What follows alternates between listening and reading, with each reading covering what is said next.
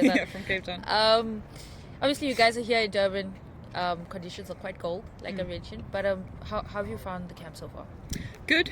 First day was nice and hot, so I think that was a bit more like what we're going to expect in the next couple of tours. But yeah, I think it's been good. Obviously, the main plan was to have the World Cup in Bangladesh, so that's sort of why we were here in the first place, for it to be a bit lower and slower. Obviously, the World Cup's moved now, but I think it's still really good prep. It's good to have the whole group together again. So you guys obviously head to Pakistan, which would have been, like you said, great prep as well for Bangladesh. What do you think is sort of the game plan once you get there? To Pakistan? Yeah. I guess it's just a great 3 games to just get the ball rolling again. I think obviously our last series was against India, which is maybe 2 months ago. So it's mainly just time on the legs, time in game scenarios, which will be really good for the group. Conditions may be different in Dubai. How do you think the ball will turn there? I haven't played in Dubai that much. I only played that one Fairbank tournament, and the couple of games I played there, it was pretty decent. I think there were some decent scores in that tournament. So yeah, I haven't played at the other stadium though. But yeah, I don't think Pakistan will be too far off from what Dubai will be, hopefully. Yeah. And just in terms of where the team is, obviously you mentioned that the last time you guys played was a couple of months back. You haven't really played too much T20 crickets. Where do you think the ladies are at in terms of the game and the mental space? I think it's been good prep overall. Obviously a couple of us were at the 100, which is good game time, playing a lot of sort of shorter format cricket, and the rest of the girls are at camp now and had another camp while we were away, just doing a lot of scenario stuff. There's only so much you can do without having a real match intensity, but you can still try and work on scenarios and that sort of thing, so hopefully those 2 camps have done well. Yeah. And do you feel like, you mentioned the fact that you guys are not too familiar with the conditions in the UAE. You obviously are a person who travels a lot, plays cricket around the world, but you think with the other ladies in the squad, you guys are probably going to find it a little bit tough to adjust to conditions? I guess the nice thing is that it's the same for everyone. No one's sort of the home team. So I think it'll be the same for everyone, and the World Cup will sort of be who adapts the best, the quickest.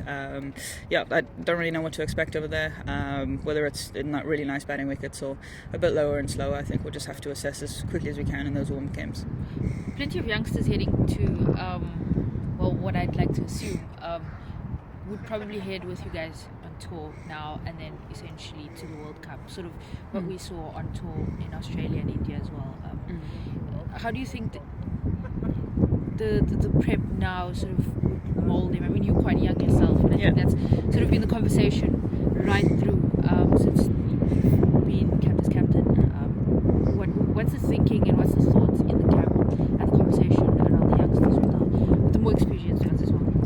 Yeah, obviously we had quite a few retirements a season ago or 2 seasons ago, so got a bit of a younger group overall. But I think it's been a great season since I've become captain to see a lot of youngsters sort of stepping up, whether it's Ayanda Hlubi, Ellis Marie Marks, Anri Dirksen, even younger players like Nkululeko Mlabo, who's only like 22, 23, sort of stepping up and having some real pressure overs over there in India. So I think, overall all these experiences will just be so good for the group going forward. And in a couple of years' time, I think that experience will really definitely be good. And do you feel you're maturing a bit more in your role? Obviously, you mentioned that a couple of more experienced players are also retiring, going away. You coming into the side as captain, new coach as well. The team is in I'd say a bit of a transition happening. So do you feel like you're maturing more as well in your role as captain? I think so. I think I've learned a lot in the last year. Obviously, just starting the role, I was sort of just a batter, never really worried about bowling plans too much, and didn't have that much captaincy experience. But sort of as you sort of get to captain the same group over and over again, I think I've sort of figured out sort of what works, who bowls well where, who bowls well to which field. So I'm sort of learning all of that information. Still got a long way to go, but I definitely think I've learned a lot in the last year. Last one from me, just to touch on, Coach Dylan's been with you guys for quite a long time, obviously in a different role. A lot of shakiness from the outside, sort of with the idea that you guys are going into the World Cup with no inverted commas steady head coach. Just your thoughts on that? Yeah, look, it's obviously not something that we can control. I think it's nice that Dylan's been in the group for that long.